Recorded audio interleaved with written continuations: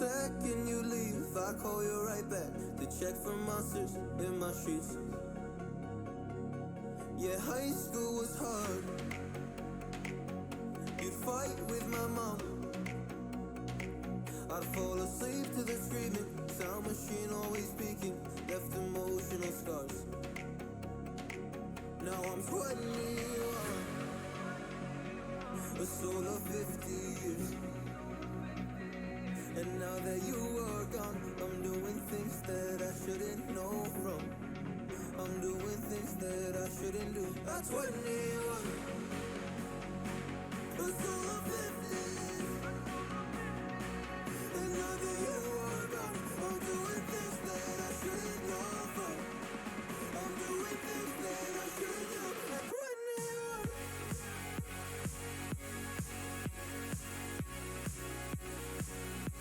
At 21.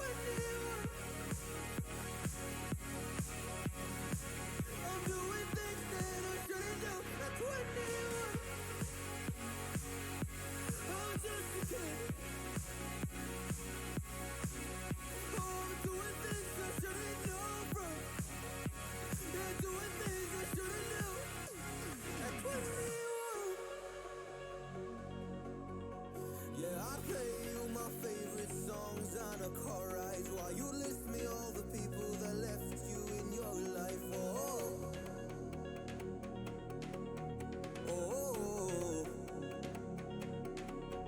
And you smoke on your chair while I was trying to sleep. I smell the smoke in the air, but that was normal for me. I didn't know.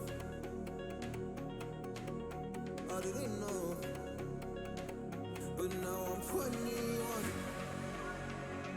A soul of 50 years. And now that you are gone, I'm doing things that I shouldn't know from. I'm doing things that I shouldn't do. At 21. Feels like I'm 50 years. And now that you are gone, I'm doing things that I shouldn't know from. I'm doing things that I shouldn't do. At 21.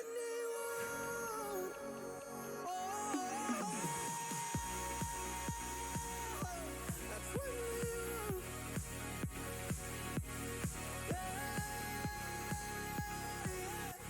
I'm 21. Oh, just a kid. Oh, I'm doing things I shouldn't know from. Doing things I shouldn't do. At 21. At 21. At 21. Whoa. I'm 20.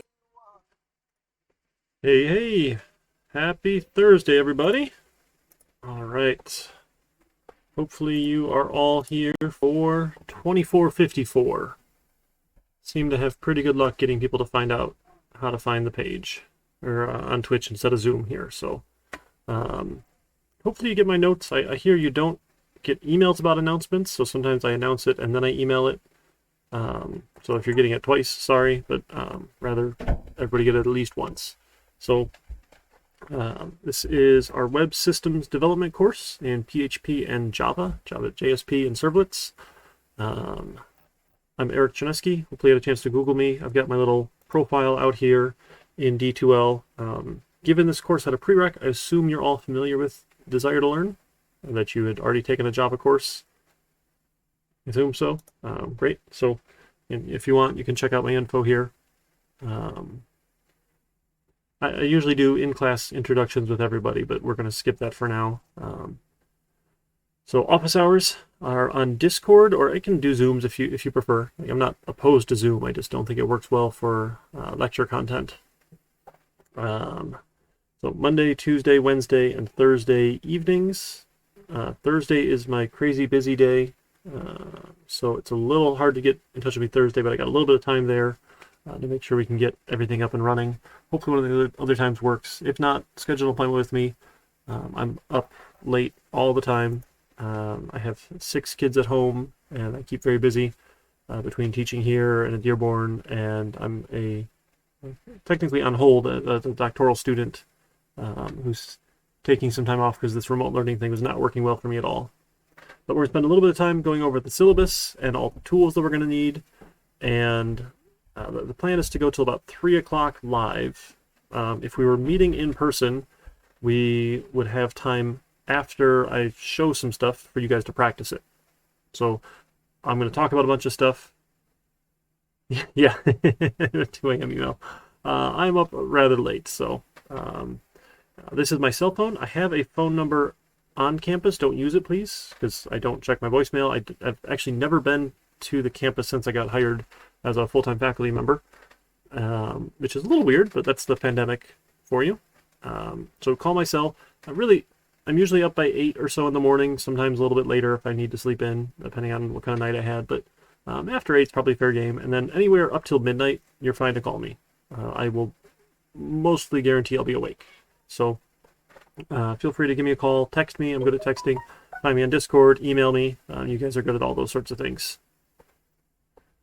So our course meeting times, 1 to 3 was the plan for synchronous lectures here on Twitch, and then I'll have additional asynchronous content. Today, I'm setting aside that time for you guys to just get everything installed, because it's unfortunately going to take a little bit of time. There's quite a few tools we're going to use, and they're a little bit picky for setting up. So I do miss that we're not meeting in person on computers that are already installed and set up and ready to go, but it's good practice to have done this yourself, so you can set up a development environment. Again, if you don't want to make it in person, I know you guys are here because you're listening right now, talking in chat, but you don't have to show up for lecture time. But I know my personal learning style is very much more interactive, where I like to be able to ask questions and talk. And, you know, if something isn't making sense, I don't want to have to send an email and wait a couple hours to get a response back. So trying to have the asynchronous or the synchronous content where I'm showing you things, and I'll set aside the other 2 hours for you guys to be practicing things, trying things. I'll have additional content as well. I can post other videos and stuff if we need to. So that's the plan. We're doing PHP and Java, JSP and servlets, along with a couple other web sort of things here. Real briefly at the end, we get some web security, talk about Ajax. So interestingly enough, we don't have a web development course as a prereq for this. I don't know if any of you guys had the 1400 level classes. There's either HTML5 programming or JavaScript programming or just straight web design, 1400, I think. So I'm curious to see what your background is there. I'll put something out in D2l just to get to know you guys a little bit better. But our prereqs are programming. So we're not actually going to focus on making pretty websites, and I hope that's okay. That's definitely not the focus of the course. The focus is on doing this server-side technology and how we can interact with data. So we're going to use a MySQL database and connect to it. Yeah, SQL's great. We'll do a little bit of web application architecture, some design patterns, these sort of things. So it's not how you make a pretty page, it's how you make a page interactive and be able to work with data, which is huge because everything nowadays is backed with data. Some of the specific course outcomes, these are all things we measure as part of our accreditation process. So the various assignments you guys have will have these components in there, and I can say whether or not you did it. That's sort of the goal there. Our textbooks, we use 2 books from Murrock. We're rather a fan of Murrock around here. Their books are on the cheaper side. I mean, they're not the cheapest thing in the world, but they're no $200 science or math textbook that you get from Pearson, that kind of crap. So we have the book for PHP and MySQL, and then we have the book for Java servlets and JSP. So you can find them online. You can get them through our bookstore, and there is an ebook version you can get if you like ebooks, but it's not like a PDF you download. It's its own tool. It's like through VitalSource or something. That's actually how I have the books. With shipping being crazy, I was sort of not a last-minute fill-in, but a short notice fill-in to teach this course. We didn't have any adjuncts who were interested in teaching it. So I got volunteered for it. I did volunteer, but, so I wasn't able to ask Murrock to ship me physical copies, but that's okay. The ebooks are pretty good too, as much as I like real paper. Our supplemental materials, we'll go over all of this in just a little while here. It's not the hugest list, but they take a little bit to install. We're going to use the OpenJDK, and we're going to use NetBeans, the Apache NetBeans version, and Xampp is like a bundled installer for our Apache, for MySQL, for PHP, and for Tomcat, which is really cool. So we can get all the tools we need almost with one download here. And then we're going to use NetBeans as our development environment. And it should all work based on some of the testing we've done with the OpenJDK. Yeah, if you like IntelliJ, that's fine. I'm going to do everything in NetBeans because that's the one I use. But yeah, if you're familiar with IntelliJ and want to use it, go for it. It's great. Got no problems. And thankfully, we do have a virtual desktop infrastructure set up, this VDI thing. So I'll show you that. We've got all the tools already installed on these virtual desktops. The problem here is doing like file management and syncing and making sure we don't lose any data. We're supposed to keep the same desktop all the time, but I've had one student tell me that they got reset or something happened, and it was sad. So we just need to be a little careful about that. And then it is a small pain to have to do everything through a remote desktop instead of locally. But it's a good option if the tools aren't working locally, you don't have permissions, you don't have space, whatever, yada yada. We should be in pretty good shape. A couple course-specific policies. Our policy on plagiarism and cheating is academic integrity. If you engage in academic dishonesty, and that's, come down here, this is plagiarism, that's presenting other ideas as your own, which is I copy-pasted something from online and didn't cite my source. That's plagiarism, which is academic dishonesty. That is acquisition of tests or other academic materials or distributing them. It's taking a quiz and posting it online, taking an assignment, posting it online, like Chegg, and asking for help. Don't do that. That's no good. We're going to have problems. That's academic dishonesty. And just, you'll be much better off if you stay away from Chegg. They're terrible people on that website.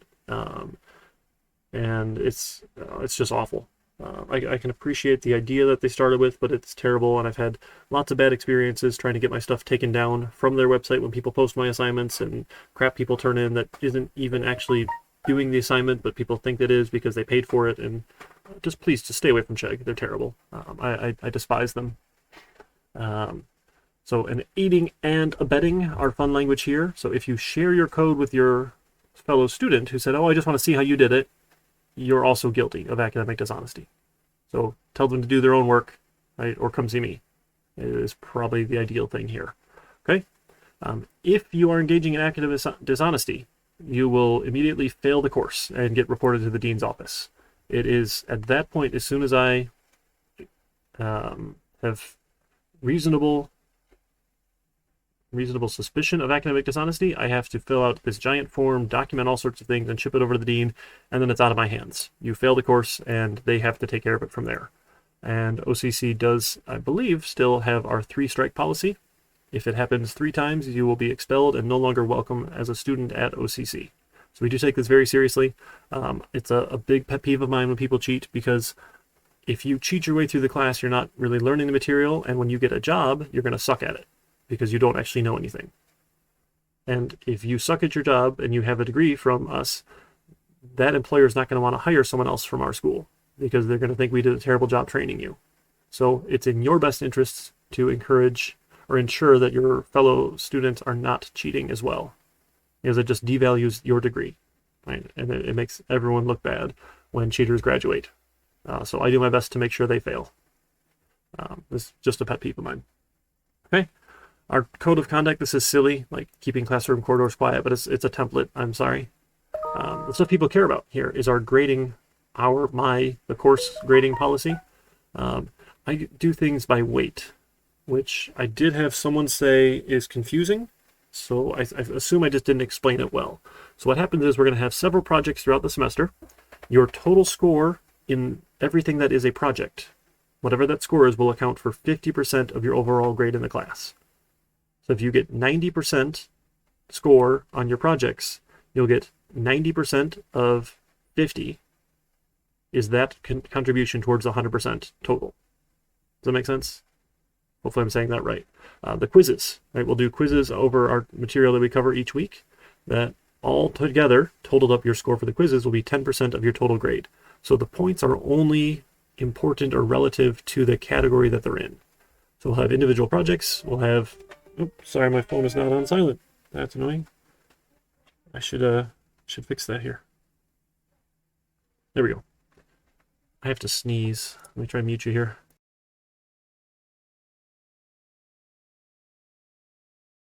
Whew! All right, good. I think I got it, so I didn't blow out your eardrums.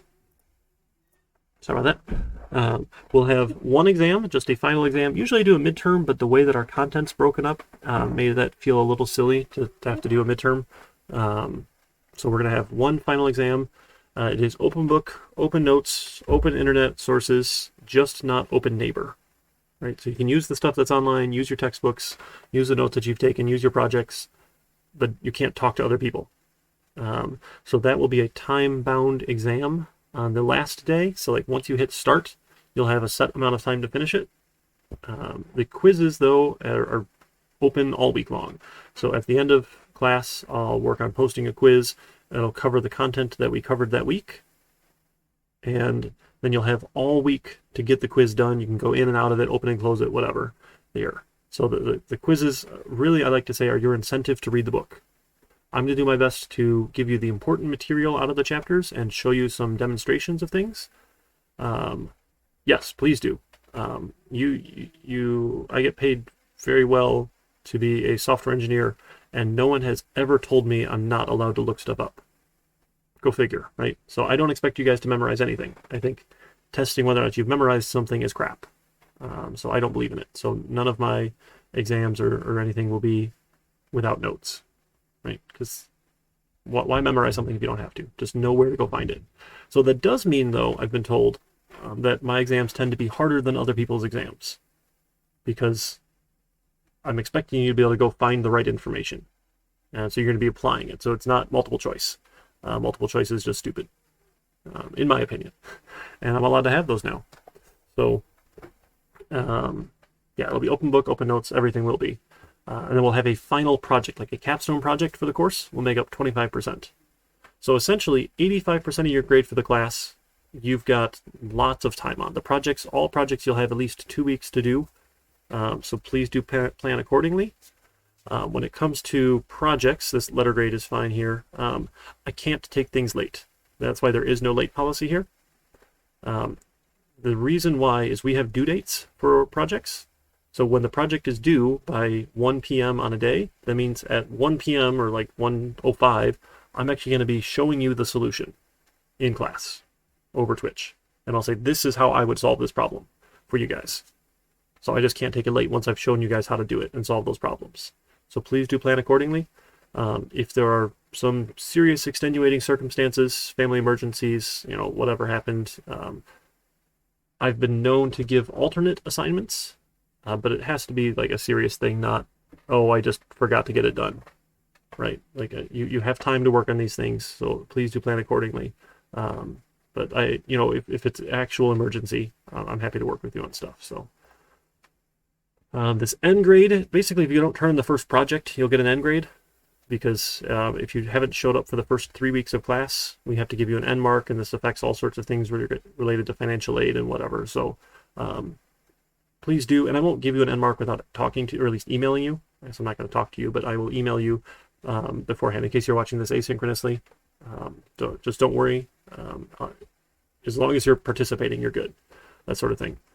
With FERPA, I'm not going to give your information out to anybody. I will only send grade-related information to your college emails. And really, I'm just not going to. I'm going to say, go look in Desire to Learn, because it's all there. And it's actually easier for me. Like, you want to know what your score is? Go look in D2l. Right? You want to know what you got marked down? Go look in D2l. It's like, it's all there. So it should work out really well. The Americans with Disabilities Act, if you need accommodations for anything, please work with the Access Office to get your paperwork on file and have them contact me. Then I'm happy to work with you on reasonable accommodations. I can't work with you unless we have paperwork on file with the Access Office. So please work through them. Most of the time, that's like additional time on tests for whatever reasons. So that's only going to matter on the final exam, because that one will be time bound. I want to make sure that everyone gets the same amount of time to work on it. But if you've got a documented disability, obviously we can have some reasonable accommodations. We get like time and a half or something. The Academic Support Center is amazing. They have free tutoring. We don't have an SI, unfortunately, for this class, but we do have 2 CIS tutors who know how to tutor for this class, which I'm super thrilled about.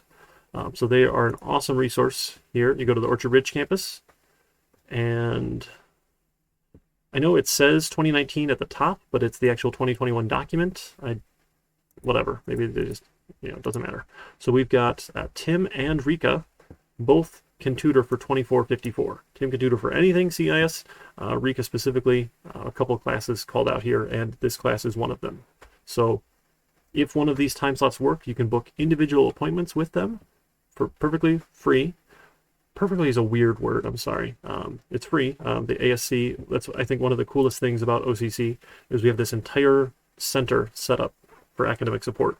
And they manage our SIs, they manage the tutoring, they have study skill seminars, which are pretty cool. I'm assuming you guys aren't first semester students given the prereqs, so hopefully you've heard about their study skill seminars before or have been to them.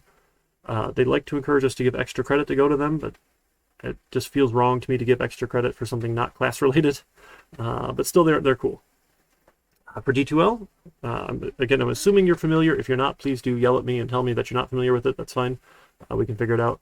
But D2l specific issues, you can call the D2l help desk.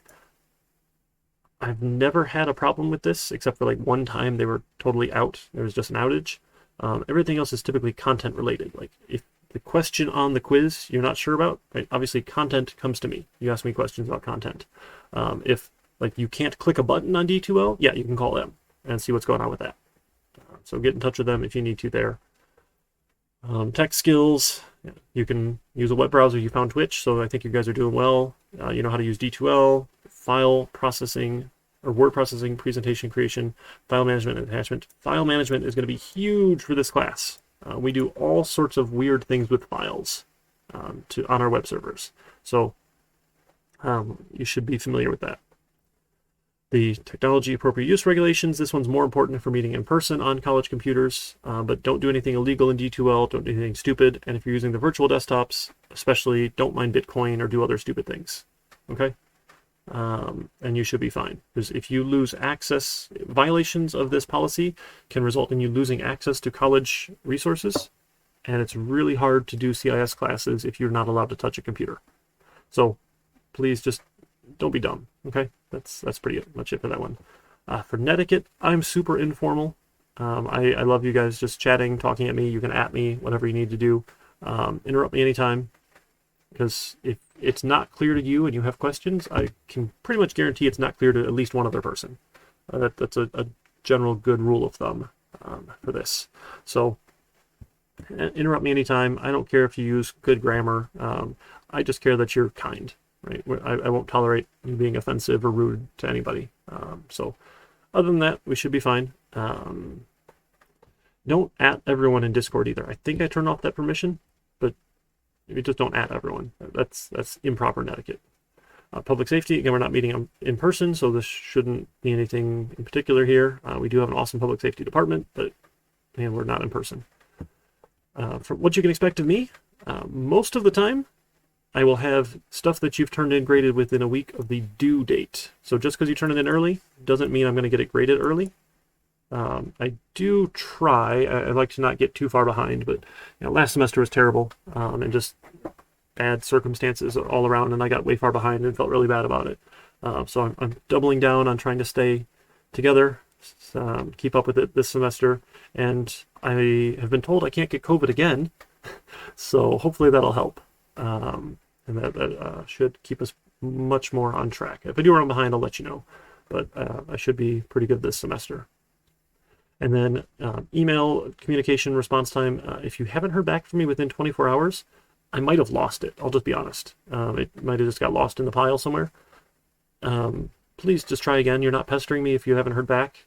It's not bothering me at all. Some people are like, oh, I don't want to be bothered or rude or anything. Please do. I don't lose many, but it has happened once or, several times before. But typically I'm getting back to you with very quickly, right? I've got email on my phone. I've got Discord on my phone. I have texting on my phone. So like all the ways you're going to try and get ahead of me are going to pop up on my phone, and I'll probably see it right away. And if I can't respond right away, then I should be able to get back to you relatively soon. Obviously, if I'm in the middle of class, I'm not going to be responding to emails when I'm teaching other classes, but that sort of thing. Our course schedule. This is the interesting part here.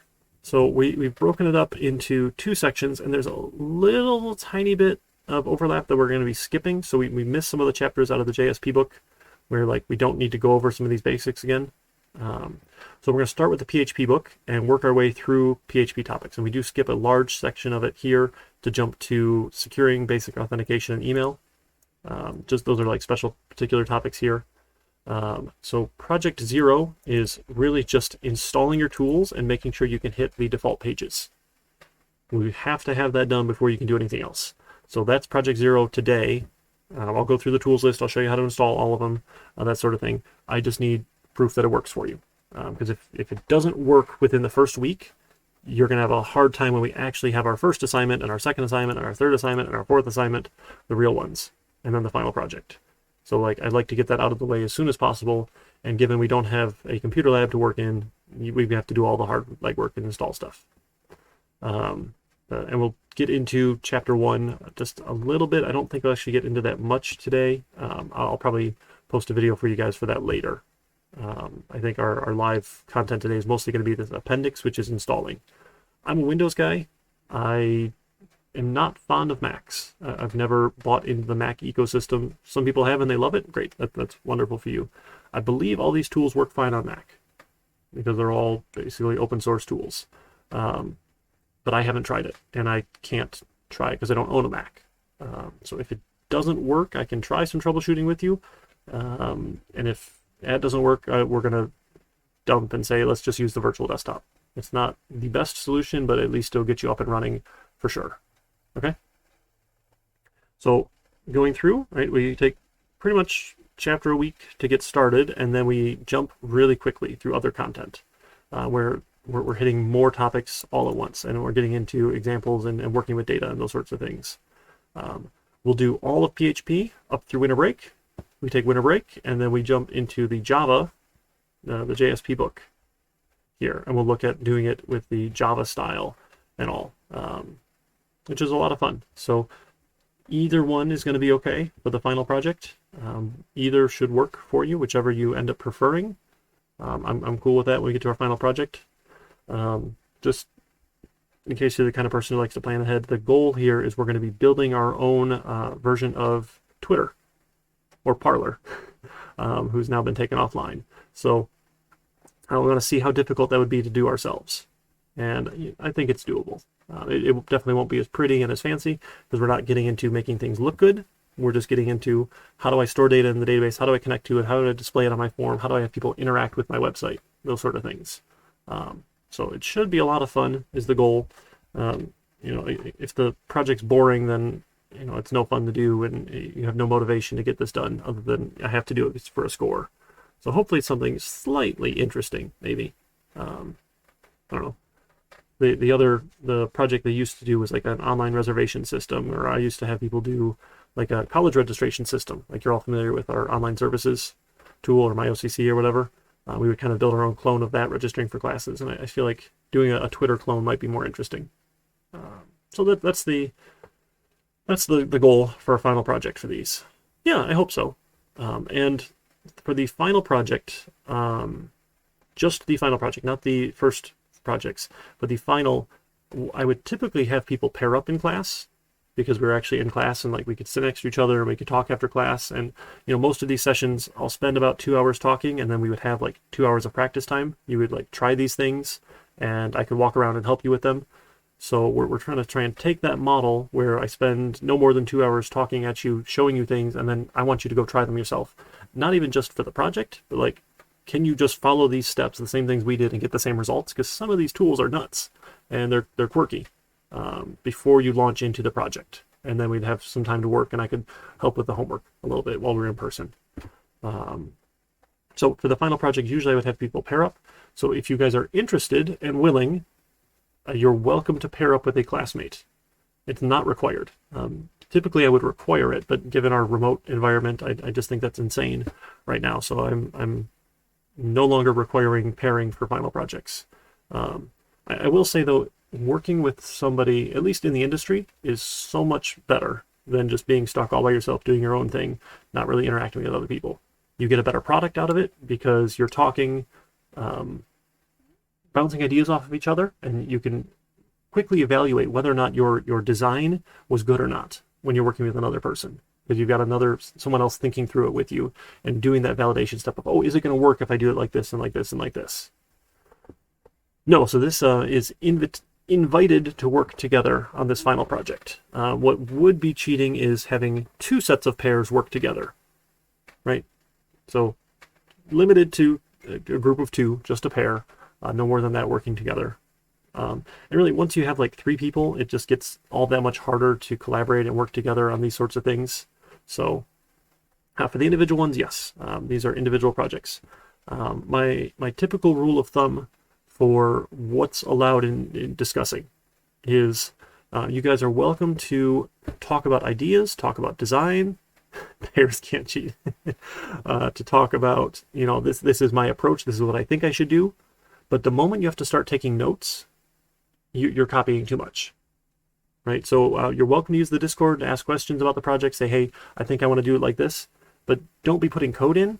If you have questions about your code, you can take it a direct message with me. We can do some screen sharing sessions, those sorts of things.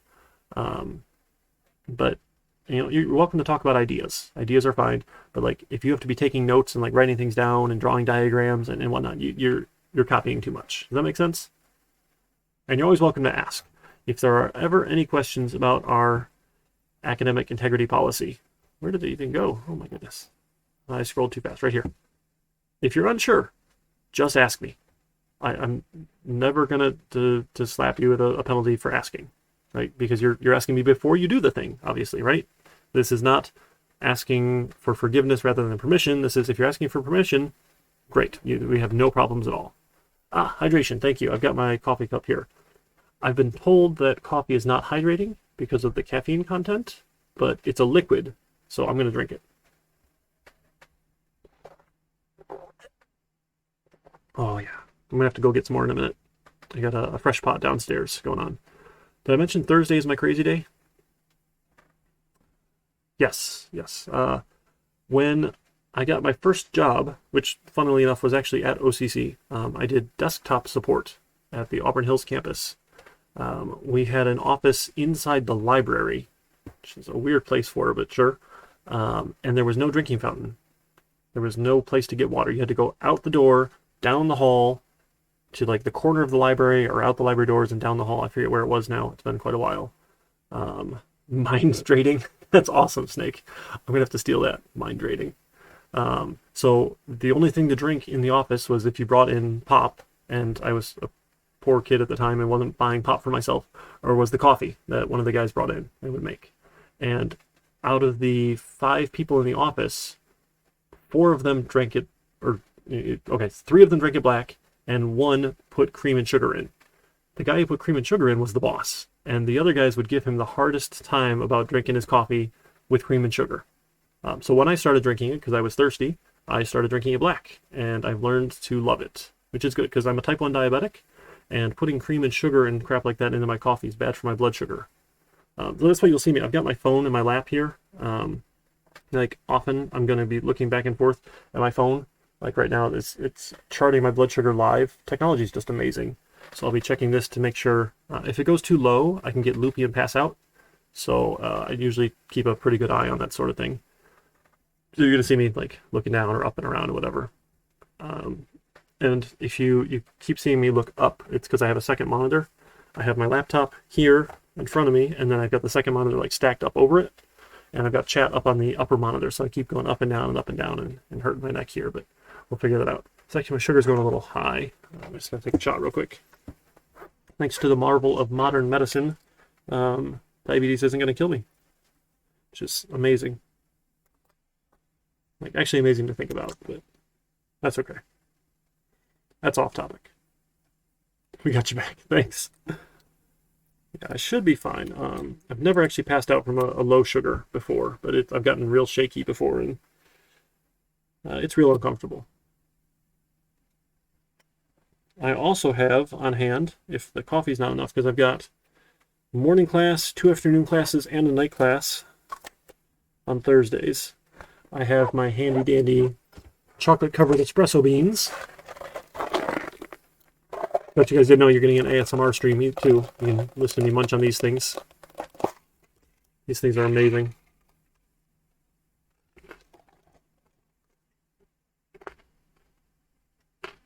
Oh, look at that. Isn't that a sweet message? Food has the power to bring people together.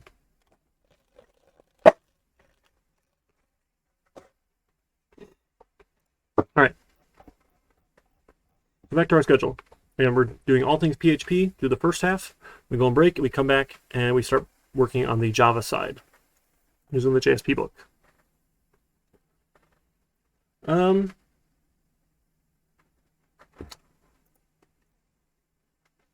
Coffee bean versus espresso bean. Let's consult the almighty internet. SpoonUniversity.com. Coffee Bays. I'm not sure now. None of these look like I want to click on them. CoffeeDorks.com. I want to click on that one. That's the link I want. That's a winner.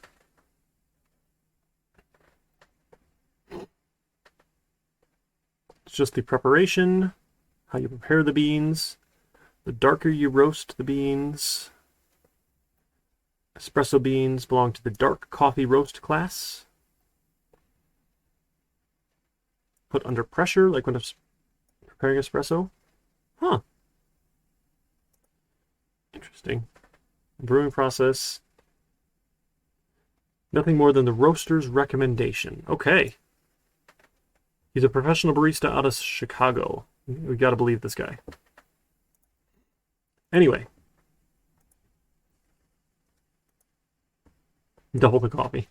Also, I had a student who worked at Starbucks. They told me the more you roast the coffee, the more caffeine actually comes out of it. So they said the light roasts that they have a higher caffeine content than the dark roasts. And I used to love the dark roasts, and I drank the dark roast all the time.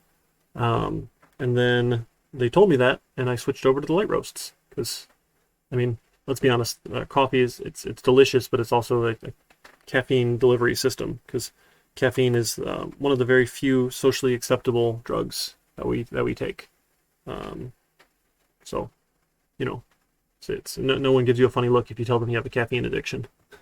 Thankfully.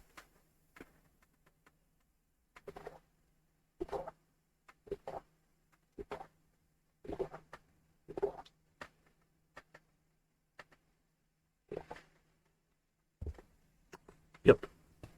So I'm sorry we're not meeting in person. Usually I'd have my coffee pot and I would share, especially for night classes. You got to have the coffee pot for night classes. Anyway, so our topics, we'll be working on a couple individual projects as we go, and then the final project will have about a month to do. It'll be due the same day as the final exam, which is a little bit unfortunate, but usually they give me funny looks if I don't give an exam at all, and it didn't seem right having a midterm just on PHP stuff when we have like all this other content to do.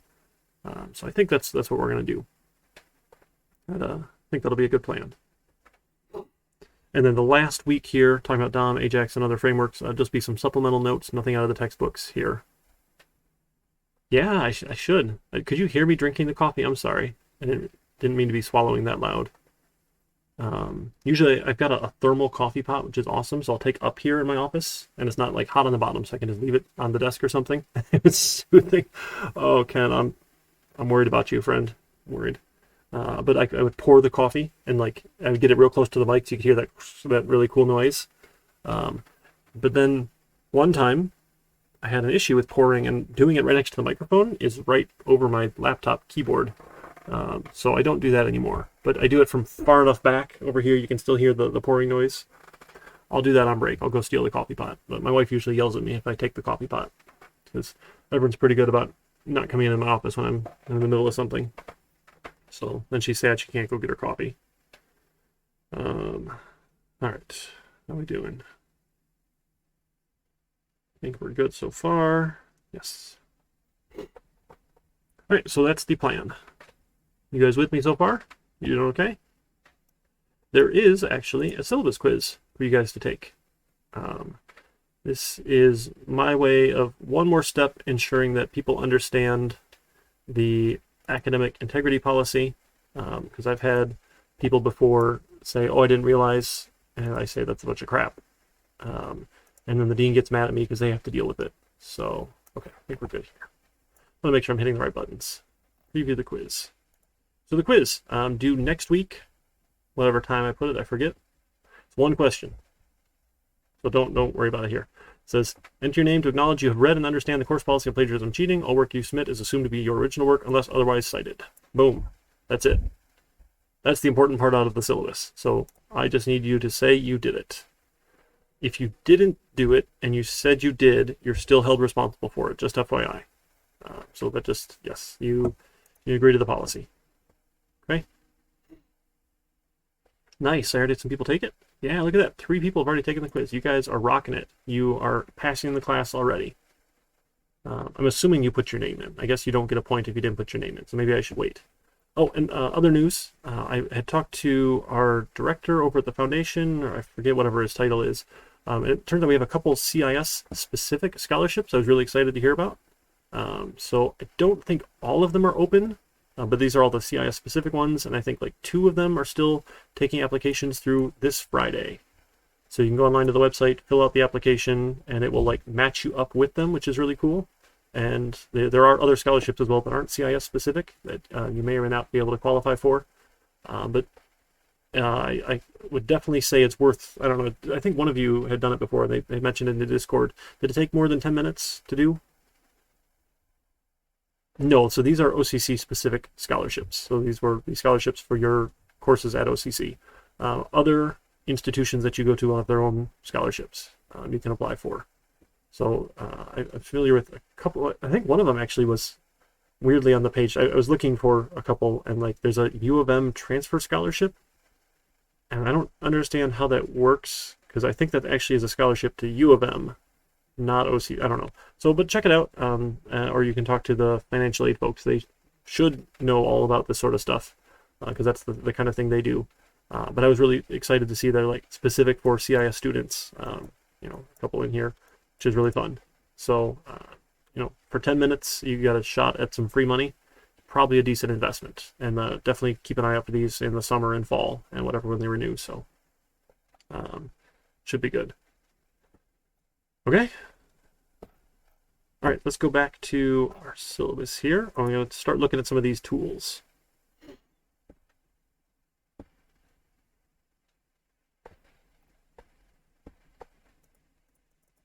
Actually, would you mind, before we do that, can we just take a quick 5-minute break? I'm going to go refill my coffee cup. You guys can go stretch your legs, and then we'll go through our tools and call it an afternoon. And then the rest of the time will be for you to get this installed, up and running. I'll talk about Project Zero, which is like, show me that this thing runs. And we should be in pretty good shape, okay? All right, so let me take a couple minutes. I'll put some music back on. And if we run into a Spotify ad, I apologize. But I didn't want to pay for Spotify Premium. Let's see, where do we go here? All right, so let's come back, say at 150.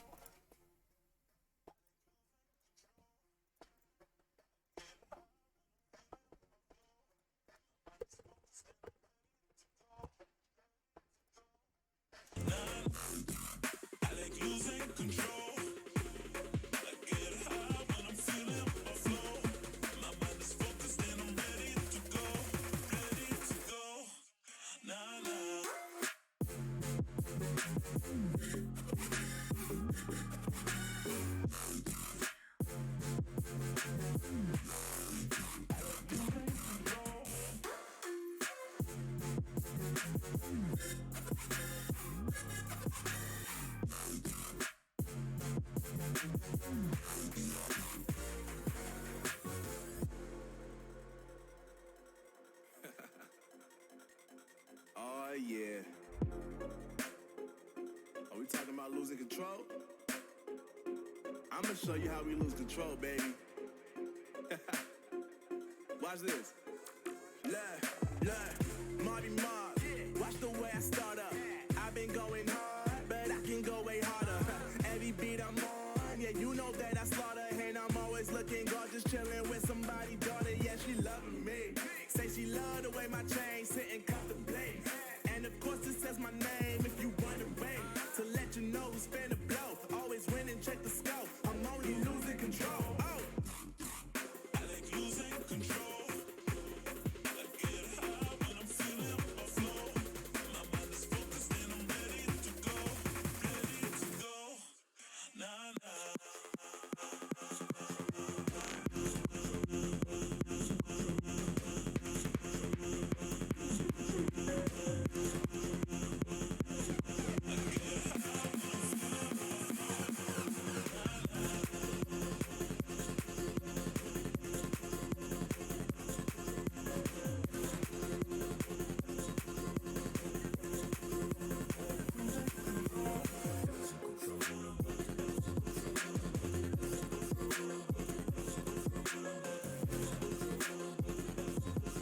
Always win and check the scope.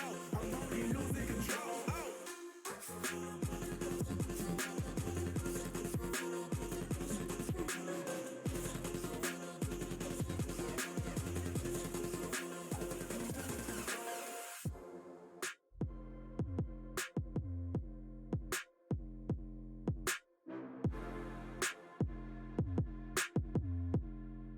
I like losing control.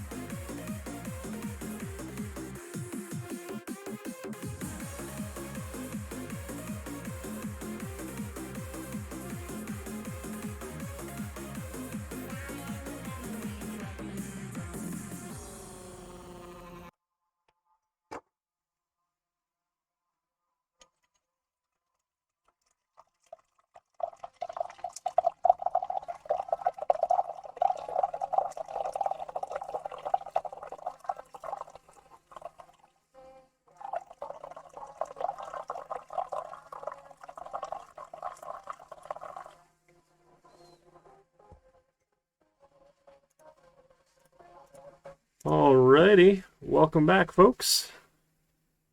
How you guys doing? Yeah, I heard you can get it at half price, but like, even just paying for it when it's free, like, I don't know, the ads don't usually bother me. I feel a little bad. There we go. There you go. Yes, I love it, Scary. So, oh, by the way, just in case you were curious, it's in my Twitch profile here, but I've yet to make any money off of Twitch, or at least they haven't sent me any money. But if and when I do, it will all be donated to the Student Scholarship Fund over at U of M Dearborn, where I'm a student and a lecturer. So please don't feel like I'm trying to double dip here on a platform that runs ads and makes me money, because it doesn't. I'd be happy to show you any sort of donation receipts or the revenue information from Twitch if you're curious. I just don't want you to feel like I'm cheating anything here. So, and I did have 2 people actually throw their Twitch Prime sub at the channel because they thought that was cool that they weren't using it for anything else. I guess they weren't big Twitch fans, but it would help fund the Student Scholarship Fund. So just a shout out for that. And so you don't think I'm weird. I mean, I guess you know I'm weird by now, but not that I'm trying to double dip on money or anything. So I don't make any money off of Twitch, just FYI. All right, so we're back to the tools list here. So this should work well for us. I haven't tested it super deeply. I've got things up and running. And if we do need to change things, we can change things. But what we want to do here is go to this Xampp download here. So Xampp, again, is this package tool that gives us all sorts of cool tools. So we're getting the Apache server, we're getting MySQL, we're getting PHP, I guess MariaDB instead of MySQL, but it's essentially the same thing or something like that, and then you get Perl. So download it for Windows or whatever platform you're on, and it's just a quick installer. I'm using the latest and greatest version, which seems to be working fine for me, except for one small problem here. So the book will recommend you get specific versions of things, and if you want to follow along with that, that's fine.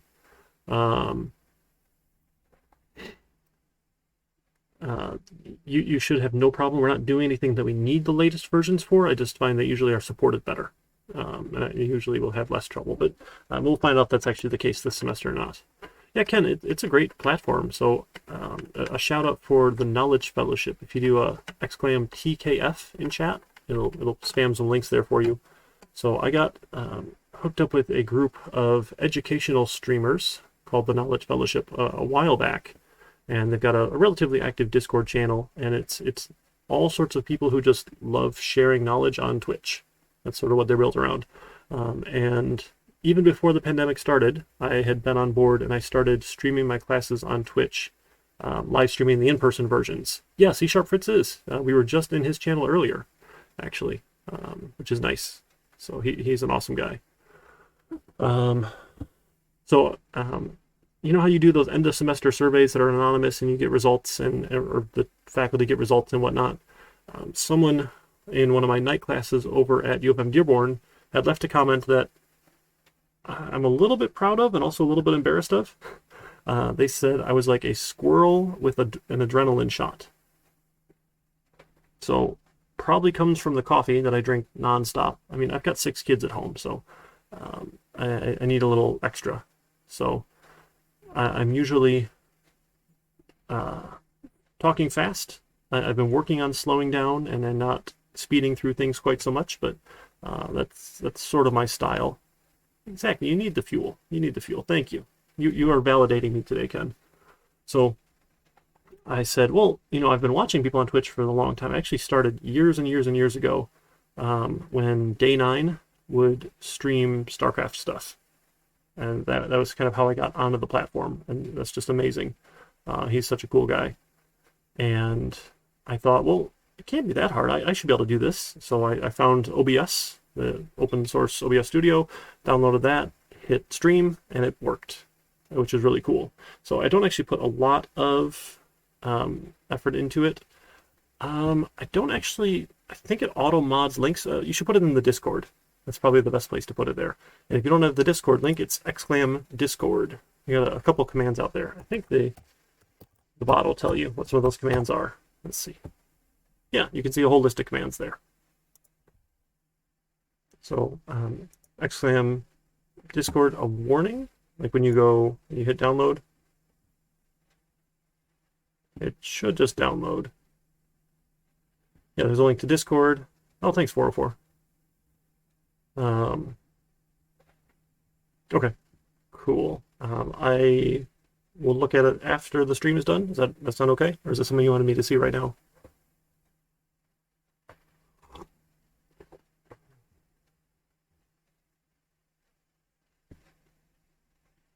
Oh, I'm sorry, Snake. So the good thing is you have VODs. You can always watch them after the fact. I think the VODs on Twitch are nice because you get the chat, so it doesn't look like I'm quite so crazy, like responding to random questions that don't show up. But they only last about 45 days on Twitch, and I had someone complain in one of those end of semester surveys that something from like the second week of class was no longer available when they were doing the final exam, and they wanted to reference it. And I thought that was a little weird, but okay. So I export all of them to YouTube so that they will live forever, but you don't get the chat. You're just getting the stream video. So you can check it out on my YouTube channel. If you do me a favor, actually, if you would hit that subscribe button to the YouTube channel, if I can get 100 people to subscribe, I can get my name on the URL instead of some ugly string. It would make it a lot easier to share that with people. So if you wouldn't mind, I'd appreciate it. If not, yeah, you're welcome to just check it out anyway for the archive or follow along on the Twitch VODs. They should all be open. So yeah, I think actually, do I have Discord? Yeah, I've got Discord on the other screen, so I should be fine to take a peek real quick. Yes, UAC. So it's just telling you don't install it into program files. So when you do go install it, it's going to want to try and put itself in C:\Xampp. That's the best place to go. That warning there.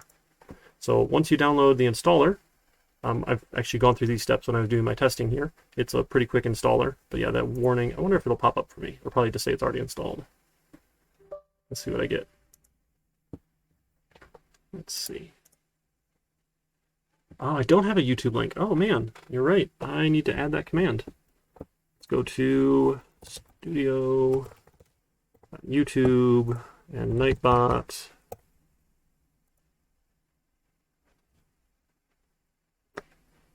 I will add that in. Thank you, folks. You guys are my heroes. Not there yet. It's not there yet. I'll get it. I'll get it. My computer is sad about something right now. I think we're probably done music. I can close that cycles. Come on. It's thinking about it. It's thinking real hard. Let's see. I want to... your channel. There we go. That's the link right now. That's ugly, isn't it? It's so sad. Add a command. Snake, you are phenomenal. Look at that. It's even suggesting Xampp YouTube. That's spooky. Did you see that in the suggestion there? Subscriberino to my YouTube. I love it. I love it. Let's I'm gonna write that down. Subscriberino to my YouTube.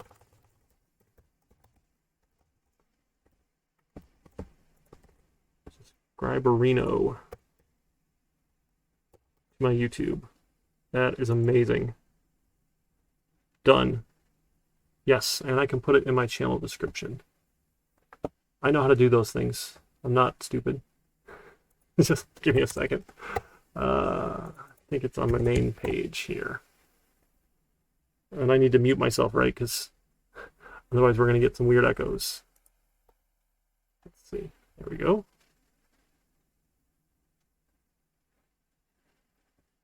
I'm going to edit my panel. Look at that.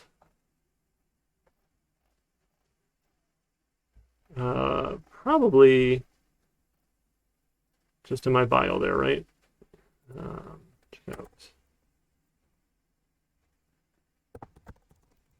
my YouTube channel.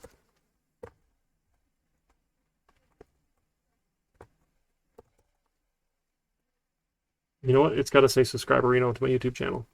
That is amazing. You guys can't see this page, can you? I'm sorry. You're staring at the other screen. Subscribe Areno to my YouTube. Done. I was using version 8 of Xampp, and that seems to be working well for me. Okay, I think I edited my panels now, so it should show up. Yeah, so Xampp version 8. Yeah, so this warning here is just telling you anything you put in program files, can't talk. Anything you put in program files is going to have UAC issues, so don't put it there. It's just the easiest workaround. When it goes to install, take all the defaults, you should be fine. It will say, hey, let's put it in Xampp, and you're going to avoid all those UAC issues with program files. So that's the right place to put it there, and you should be fine. So I'm going to cancel that because I already have it installed. I don't need to install it again. But it's a pretty quick install, and then you now have Xampp, and you want to run the control panel, the Xampp control panel.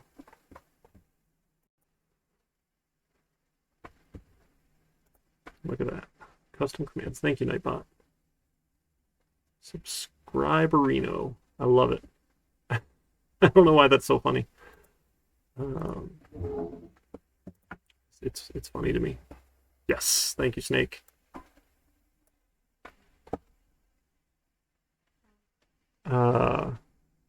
Riri?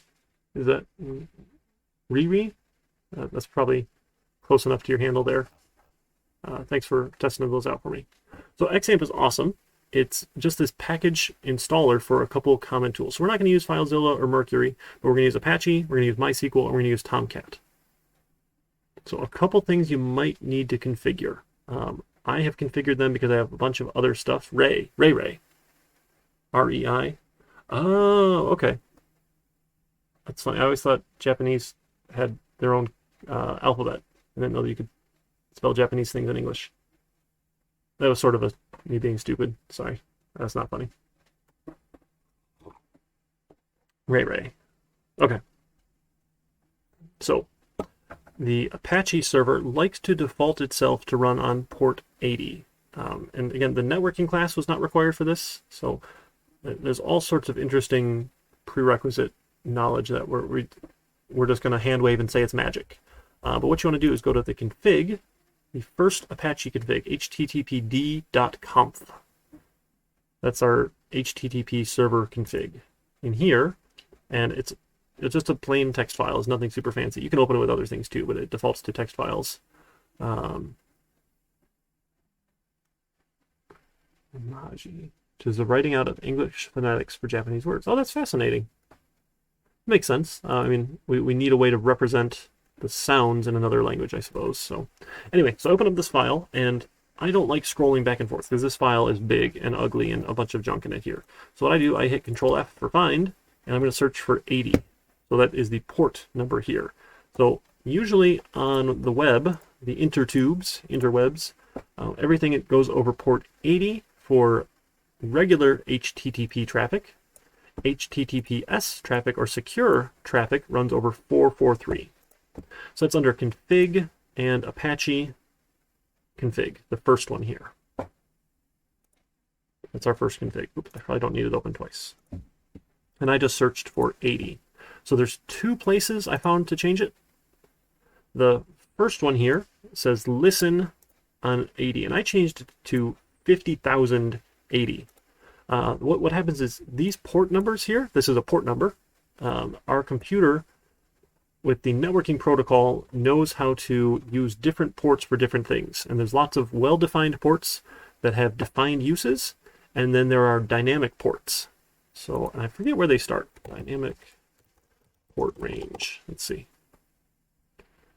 Yeah, so anything over 1024 up to about 65,000 or so is what we'll say reserved for dynamic use.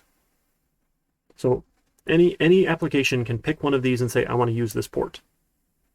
And then it will use that for doing all sorts of networking communication stuff, which is fun. So I changed it to 50,080 because that one's probably open, and then it still has the 80 in it, which is just kind of like, hey, this is internet traffic, HTTP traffic.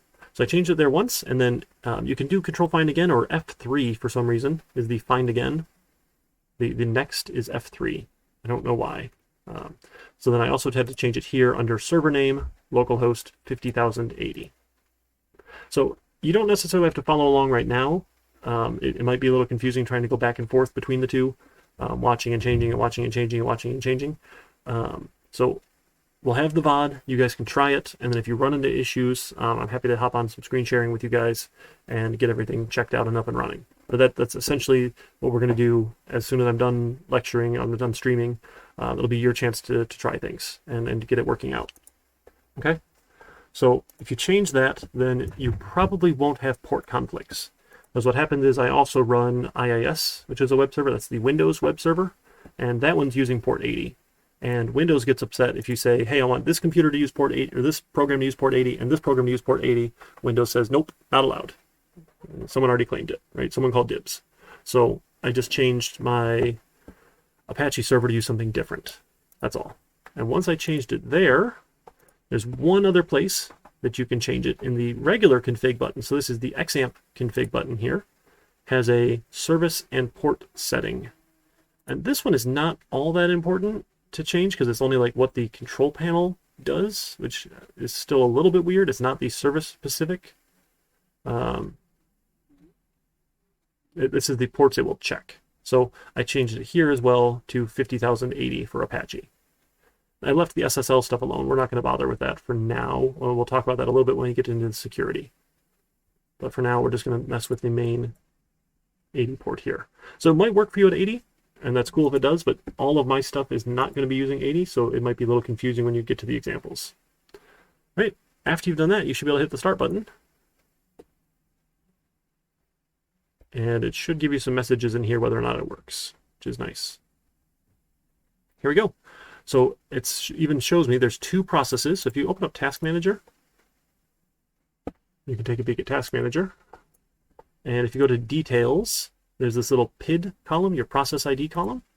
If you sort on that, we can go find those process IDs. So 3322 is the HTTPD executable. That's our Apache server. Did you put it in C:\\Xampp, or did it install to program files, Ray? Well, that's some of that UAC stuff you're going to have trouble with if it's in program files. Yeah, and you can also try launching it as an admin. So if you're not sure where it is, if you go to Explorer, the little Explorer button, it should launch you to the install location. And you can just double check the path there. Okay, so look, there's one process that's running here, which is cool. And we'll see, that's the running out of Apache bin. So that's the Apache web server, which is pretty cool. And, oh, I think I want, no, it's fine. And then the other PID, 8836, the other Apache web server. So one is listening for HTTP traffic, one is listening for secure traffic, I think. It's still a little bit fuzzy on some of these magic details.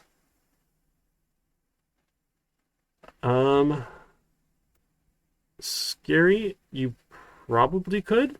I'm honestly, I'm not as familiar with doing development on a remote web server. There's just probably a couple extra steps you'll need to do to connect to it for deploying your files and whatnot and checking it out if it works there. But yeah, I mean, if you want to go for it, or you can always use the virtual desktop. We got that link in here as well. You can install that and do it all in the college resources. All right, so it is up and running. It's great. So if I go to admin, now the admin button lights up. We should see localhost 50,080. That's the port number I put in. And then it goes to /dashboard. So if you change the port number, it should go to the right port number. Okay. If you didn't change the port number somewhere, it either didn't load it or it can't find it, and it's going to get confused. So this is the step to make sure that it works. So it says, hey, you've successfully installed Xampp on your system. Boom, up and running. I know it didn't look super hard. There's definitely a couple steps, and just getting to this point tends to be tricky. It's one of those, like, we just have to do some setup to get things up and running. So that's the first one. So if you got that, you're good to go. All I'm going to need for Project Zero is a screenshot of that. So Just take a screenshot. I'm a fan of Windows S, Windows key S, and then the S key for like the Windows snipping tool.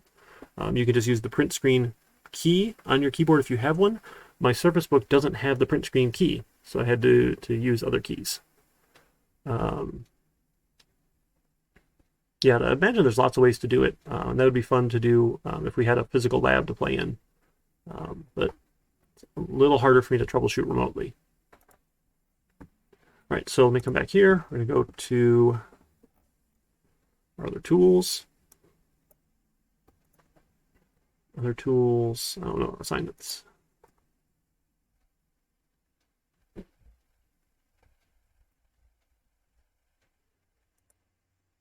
mean, if you have any sort of home router, it shouldn't be letting traffic in on those ports anyway. So it should is kind of a big should, I should say, but it's usually relatively safe. As long as you don't have lots of neighbors who like to try and hack you, or if your Wi-Fi is just wide open. If you've got a decent password on your Wi-Fi, there's likely not going to be any issues, but obviously I can't guarantee that. All right, so we're going to add our new project 0. Let me get some more coffee here.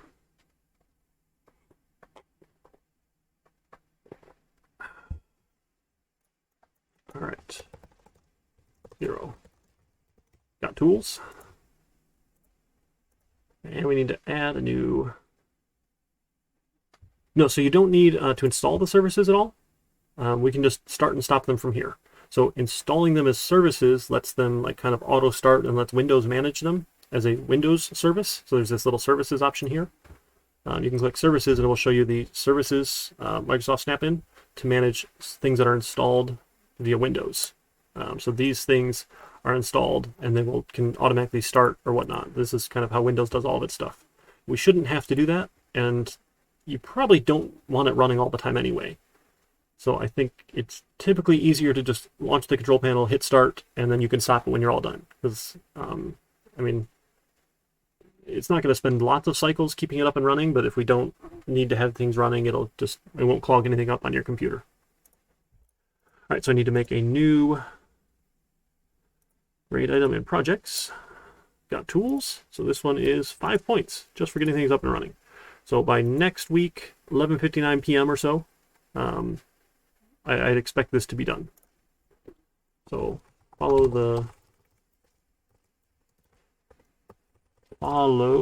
links in the syllabus.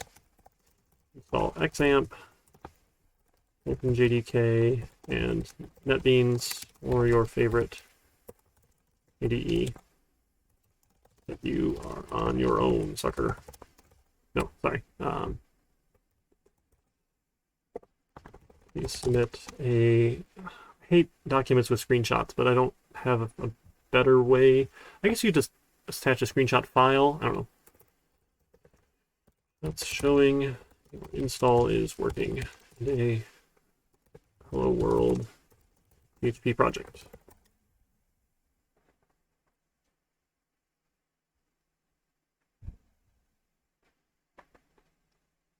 Yeah, you can definitely like push files in and out. That's why this one comes with FileZilla, like with the install here. So you can open it up so you can be pushing files back and forth and whatnot. Mind rate! Snake, you're my hero. There's so many different ways of doing deployments. We typically don't get into deployment methodology because it's just going to vary from organization to organization of how you're going to push things out to web servers. Lots of people do it similar ways, but everyone kind of has their own flavor. So we're just going to do the development side of things. All right, so make sure that is working. So the first screenshot is the Apache dashboard page, like so. This one. Oh, I mean, whatever. Do I need to put it in D2l? I don't think I do, right? Dashboard page. Something like what you saw in the lecture on 114. And hopefully that's clear enough. All right, after we have that up and running, Then we're going to go install 2 other tools. So back in the syllabus, we're going to install the OpenJDK. Again, Oracle bought out Java a while ago, and then they decided to start licensing Java, which irritated lots of people in the open source world who said Java's always been free, and now there's a split, and then there's one open version for free, and then there's Oracle's version that you have to pay to license. And as students, we can use the Oracle version because we're not doing anything commercial, but I want to, just show you the open version anyway. So this is the way you should be doing things if you want to do your own projects in the future anyway. So openjdk.java.net. This one's pretty simple. You go to the download page. I want to download it here, and it just gives you a little zip file for Windows or TARS for whatever the other ones. You grab that zip. I've already got it downloaded. I can download it again. Sure, why not? It's pretty quick. And then we're going to unzip it to some location. Based on what I have done in the other programming classes when I do 1500 and 2151 and I'll do data structures, we're going to put everything in an open dev folder, because that's what we did on the virtual machines, just to try and make things match. So I'm going to pull up on my computer here, on my C drive, again, avoiding program files because that just causes all sorts of trouble for things.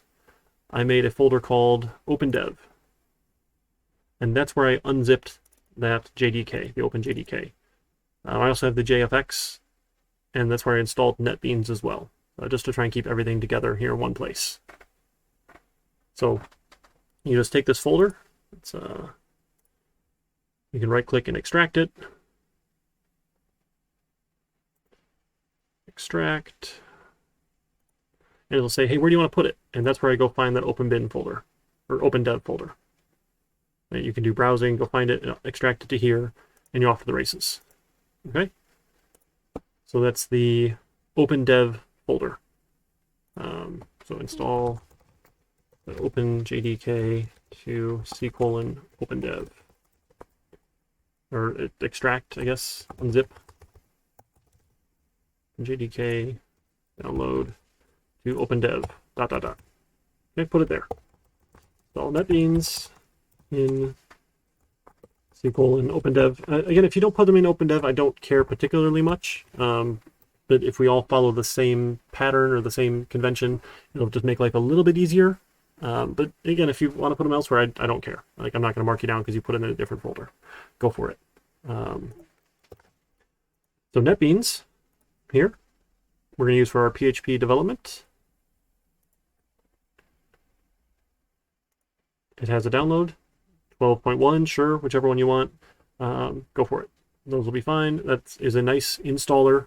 Mine's already installed. It walks you through it, and then you'll have NetBeans installed.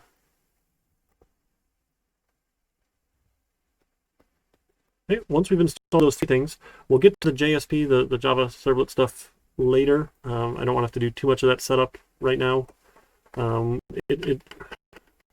we get there, I'll show you, because you have to add an environment variable, which is a small pain, but it should work out okay. But in NetBeans now, we'll open this up, and we're going to make our first example PHP project, which is lots of fun.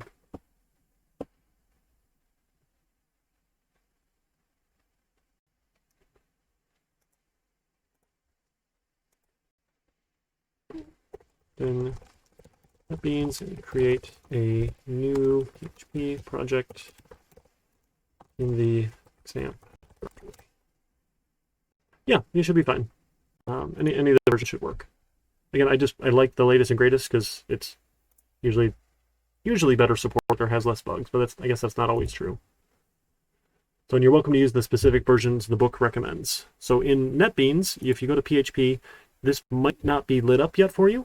When you click on next, it'll say, oh, do you want to install the plugin for PHP? And it should just work, which is great. So pretty sure this remote server option would work for you if you wanted to target your Raspberry Pi.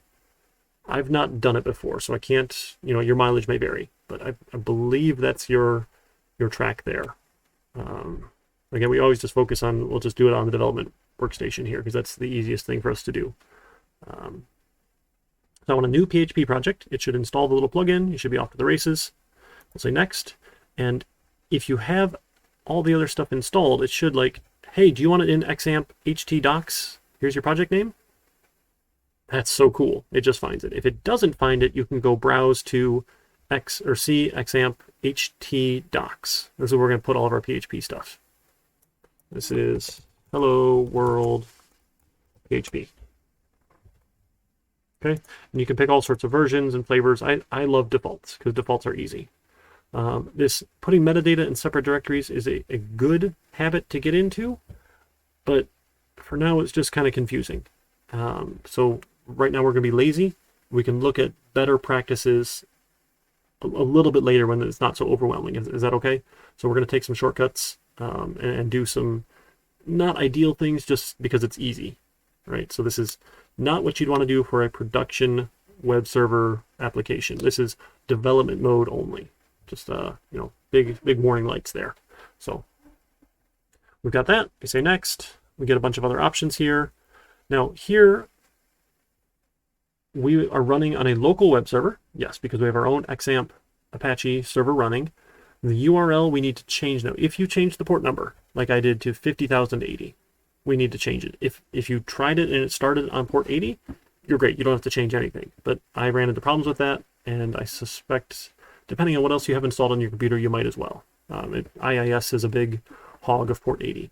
So come into here into this project URL, and after localhost, we're going to put in that colon and put in 50,080. And that's just telling it, hey, this is where to go find it here. Then, again, these other options, we'll get to it when we get there. This is good things to do, but we're, don't worry about it right now. We can be copying other locations, copying our files out so we're not modifying things directly on the web server. That's good to do, but again, we're an hour and a half into PHP, so don't feel bad that we're doing things a little bit ugly. Just it's so much to go through. So I don't know. I'm really struggling with it, having a security background, that this is a bad thing to do, but it's just the easy way to learn it for now. Okay, we'll go next. We don't need any frameworks for right now. We're just going to do basic vanilla for our first Hello World example. We don't need any composer stuff. We hit finish.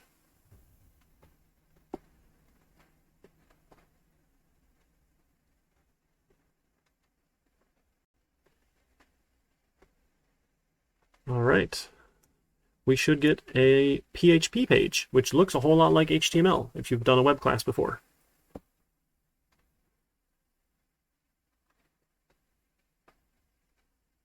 All right, so from here, I'm going to cheat. I'm not even going to put any PHP code in at all. I just want to add a stupid header. So I'm going to do like an H2 header and say hello world PHP, because everyone's first project should be hello world. That's just what you do. Oh, PHP is misspelled. Nice. Wonderful. And then what I like to do is I click on this little globe here. I don't want to use the default browser because I hate it. I'm going to pick Firefox. I also hate Chrome. Chrome is essentially spyware at this point. The amount of information they ship out about you is just nasty. So I have actually uninstalled Chrome, and it doesn't work for me because I don't have it installed. I use Edge. I mean, I know Microsoft spies on me, but I'm a fanboy and I get free coffee for it. So I'm sure I'm okay with selling it, but Firefox is a fantastic option. I'm a big fan of Firefox. I'm going to change that to Firefox. And then when I hit the little run button here, it should launch the web browser. Using that port number that we gave it, 50,080, we get the /hello world PHP. We go to index/PHP. Right? Index.php is our page, and we see hello world PHP. This is the next screenshot I need. Nothing showed up in your sources file. So your hello world project, you have source file. You could add a new item. You could add a new PHP file and try that if you want.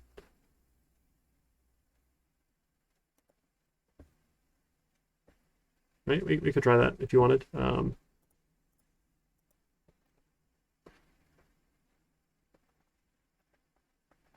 Here, I'll take all this and I'll put that in our Discord chat here. So that's the contents of my hello world. You are welcome to copy that. No citation needed because it says hello world. Nothing interesting. All right, get a screenshot of this, and then we're good to go for this project. Add a header or header that says world, PHP or something. See Discord, screenshot of it in the browser. Okay. Excuse me.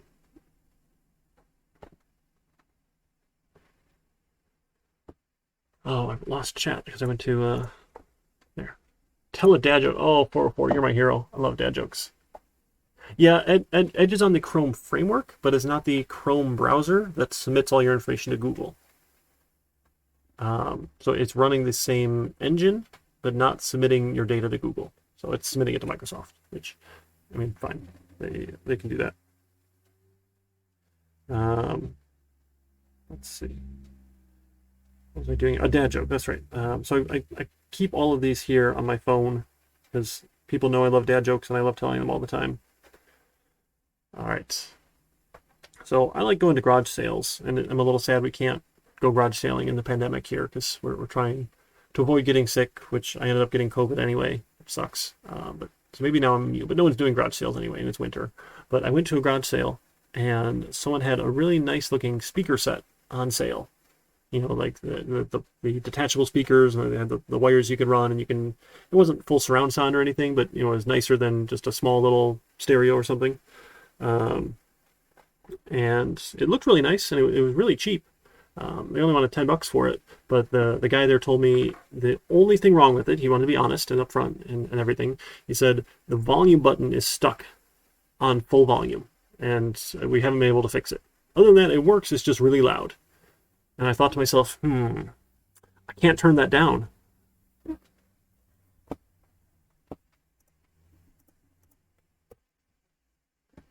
All right, so our Project Zero here, those a couple things we need, the Apache dashboard page and then the PHP page, and we should be good to go. So let me add a little rubric here. This is Project Zero. So you get to see behind the curtain here on how this rubric thing works. I just want to make sure you're seeing how you're going to get the points and it makes sense. So if you have it or if you don't have it. If you don't have it, it's no points. If you have it, it's, I don't know, 5 points. Yeah, sure, we just need the one.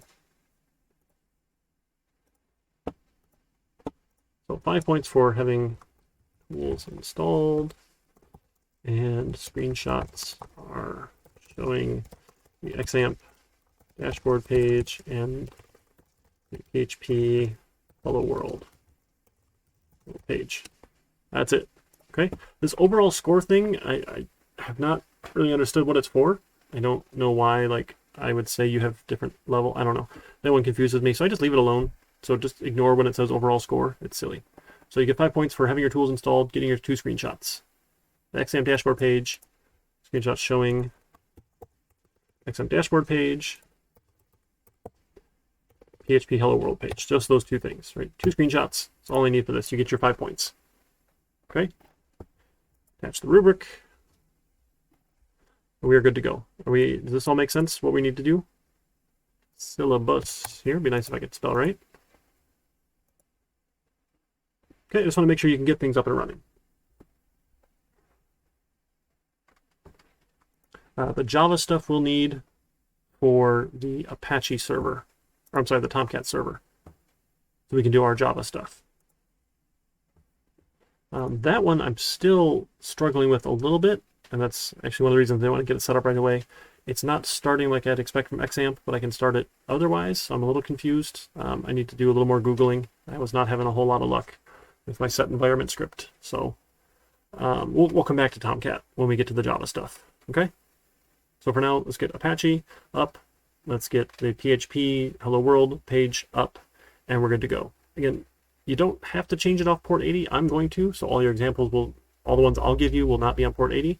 And I just have trouble installing stuff on port 80, especially on Windows machines if you have IIS. So, and I'm not going to turn off IIS. I do stuff with IIS. So, that's it for today. Then the tools. Again, I'll come back. I'll get a video for you guys later for some of the Chapter 1 stuff. It's not as important, and maybe even we can just do that next week too. It's really short. It's sort of an intro to web. Maybe we'll just move that to next week. I kind of like that. So we'll just set up the tools today, focus on getting that installed, up and running. And if it doesn't work, you have the option of using the virtual desktop. So there's the link there in the syllabus that says, hey, here's how you install this thing. It's the Horizon VMware client. So whether or not you're on Windows or Mac, there is a browser-based one, but it doesn't work as well, I've been told, and a little bit laggy, and that can be really frustrating when you're trying to do development stuff. So definitely recommend the full client install. And it's just like a remote connection. So when you start a project in NetBeans, it asks where you're going to put that PHP project. And where you want that project to be is in the Xampp HD docs folder. So I'll show you that again here, sorry. See if I can do two things at once.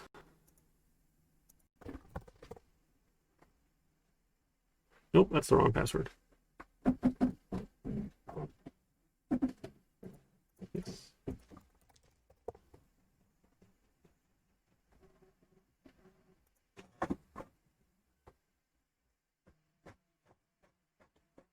No full screen, please.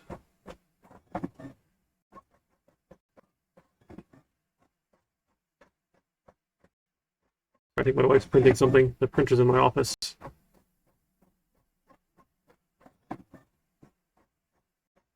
Look at that. So this is the virtual desktop, has all the tools installed for us.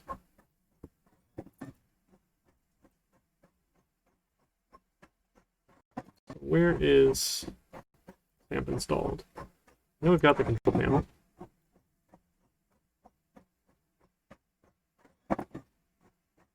Ah, OpenDev Xampp. Cool. Okay, so they moved it to OpenDev Xampp. That's fine. So we should be able to start our Apache server here in the virtual machine. Yeah, it's using 50,082. Perfect. Oh, shoot. We need a blocked port. Okay, that should work. That's weird.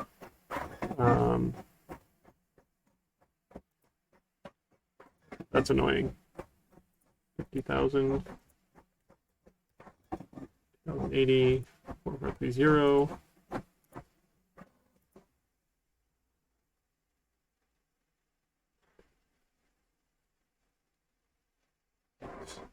That's still dying. Oh, geez. So you might have some additional permissions set on your folder. So what you can do, if you go to C:, you go find your Xampp folder. Xampp. And you go to Properties. There's a security option here.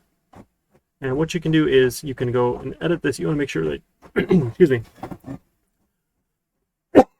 Oh, man. It should be fine if just the administrators group has access to it, but we can take a look at that and see. You can add your specific account when you go to edit here. And if you add just your account, so my username is Eric C, I think. Yeah, Eric C. You can add yourself full control, and that should avoid any of that trouble here. So it's going to go give you full permissions when your users using it here.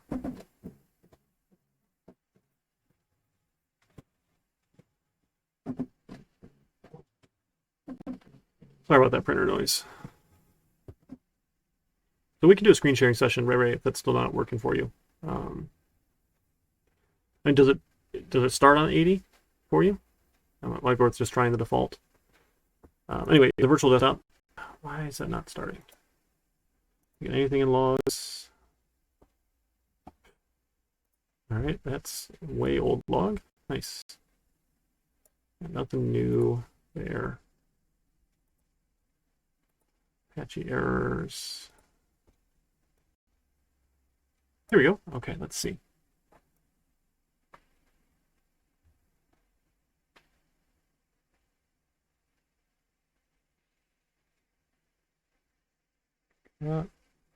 Transfer logs, album logs.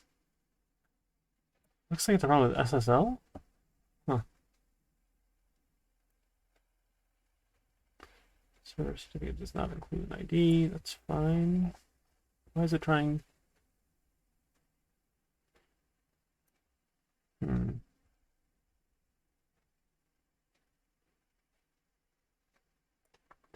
That's weird.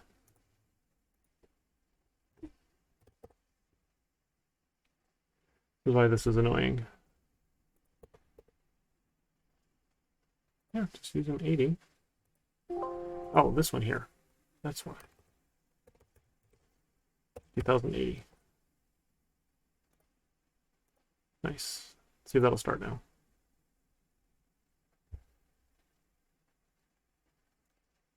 Oh, it still crashed. Shoot. All right, I'll look at this a little bit later and see. I don't know. It should work here on the VM. I can get with our IT group here.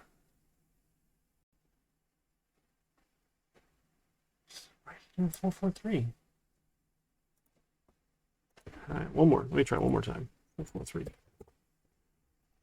I didn't bother changing this 443 stuff otherwise, so 0,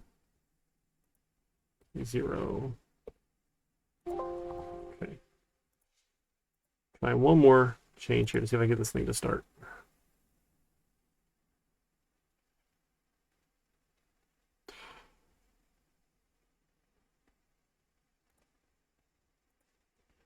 It is not Apache's day today.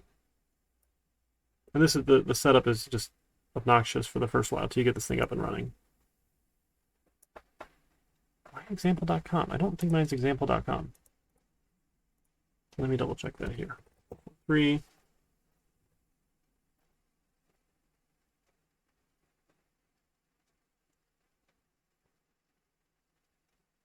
Yeah, that does not look. Let's see what I have in mind.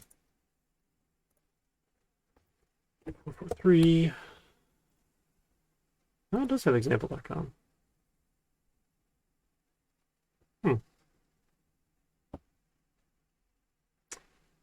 I think we can just take those out.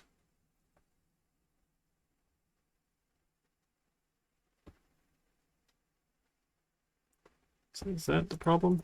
Let's see. Error log. Sorry, this is the fun junk of trying to get this stuff going. Hopefully it works much smoother on your computer.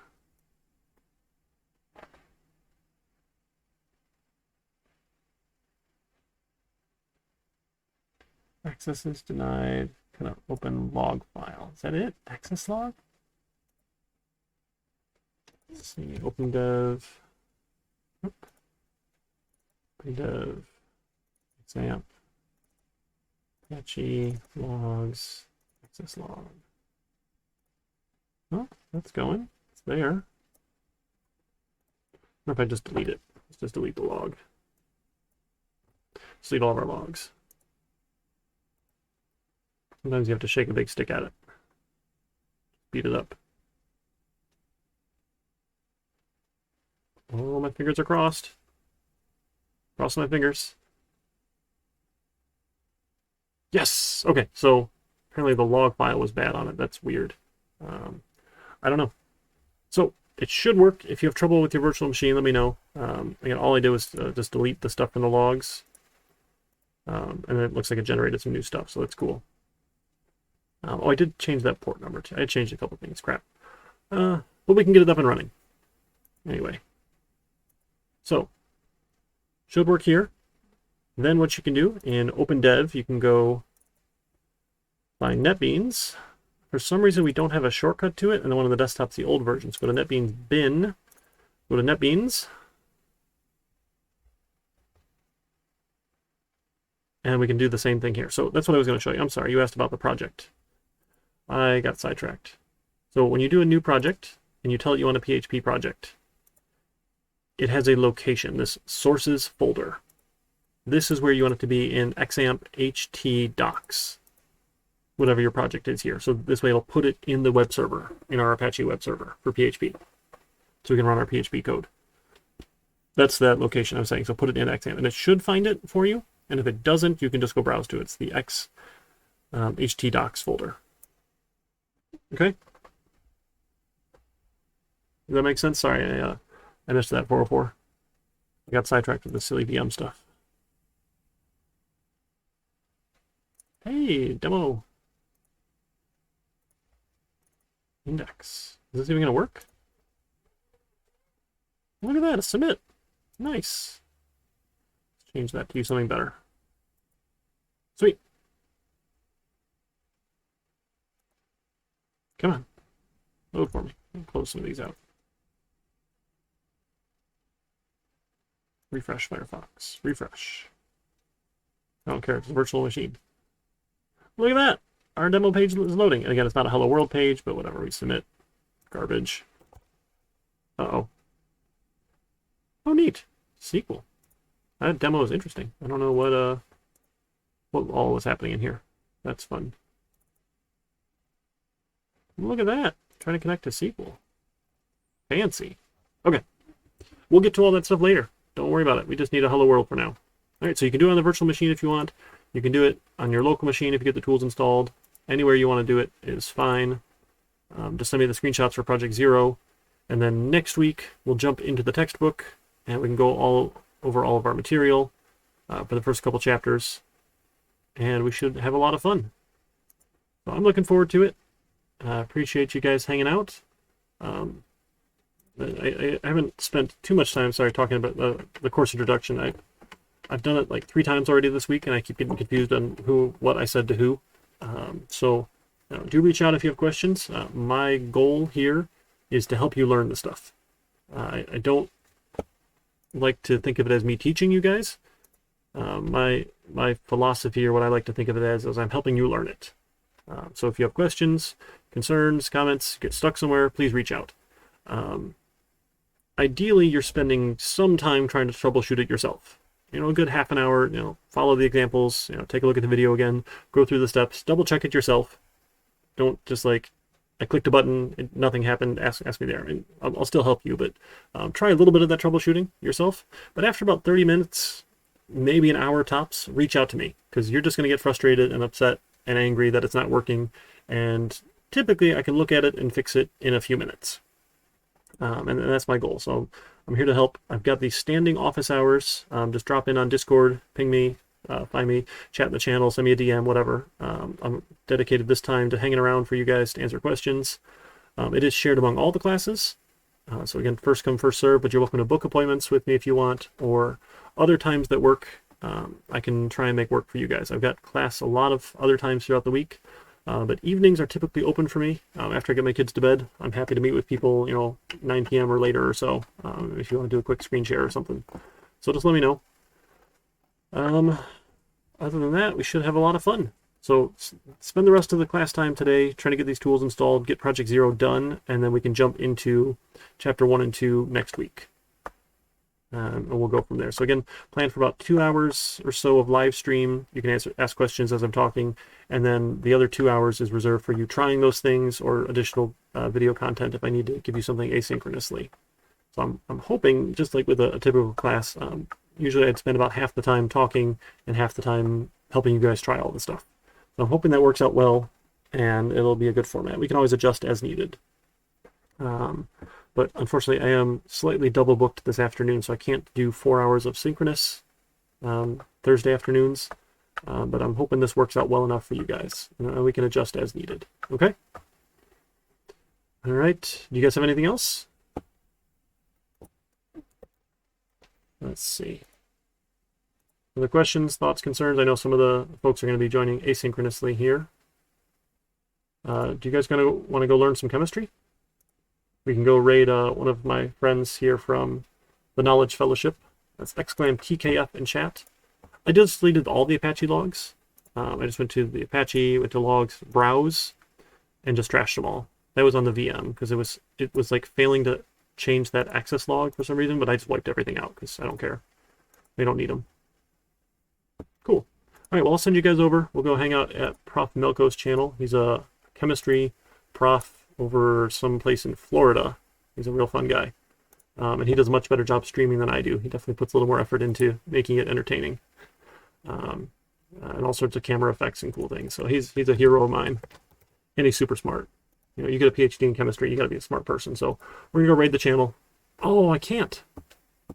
Did he block it? Oh, I wonder if he's actually if he's in the middle of a lecture. Oh shoot, we can't raid his channel. That is depressing. I'll just give him a shout out here. So we can manually go over that way. go check out Prof. Melko later. But go try your things, check out the Knowledge Fellowship, and we'll have some fun. All right, guys, take care. Let me know if you have any questions.